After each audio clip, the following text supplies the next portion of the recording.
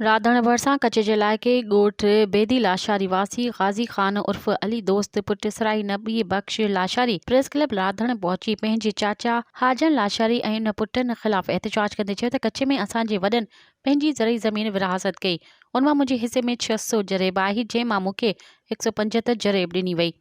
उन ज़मीन मां बि मुंहिंजे चाची हाजन लाशारी 50 जरेब खपाए छॾी। मूं इलाइक़े जे चङनि खे दाह ॾिनी जंहिं खां पोइ चङनि फ़ैसिलो करे मूंखे 10 लख ऐं दरिया जे 20 जरेब ज़मीन ॾिनी वई।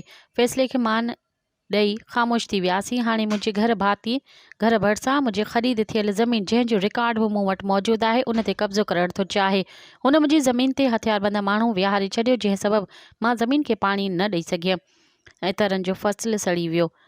गुज़िरियल ॾींहुं मुंहिंजो चाचो हाजन लाशारी पंहिंजे ॿिनि पुटनि इरफ़ान अब्दुल गनी भाइटे गफ़ा लाशारी ऐं भाणेजे सरमद लाशारी ऐं टे नामालूम माण्हुनि सां करे मुंहिंजे भाइरनि ऐं मुंहिंजे मथां फायरिंग करे विया आहिनि ऐं मूंखे हुननि मां जान जो ख़तरो आहे। मां वस वारनि खे ऐं SSP लाड़काणो DIG लाड़काणो आला अदलिया खे अपील थो कयां त मूंखे तहफ़ुज़ फराहम करे मूंखे इंसाफ़ फराहम कयो वञे। मज़ीद ख़बरनि ऐं तफ़सीलात लाइ विज़िट कयो असांजी वेबसाइट www.awamiNewsHD.com ऐं ॾिसंदा रहो अवामी न्यूज़ HD।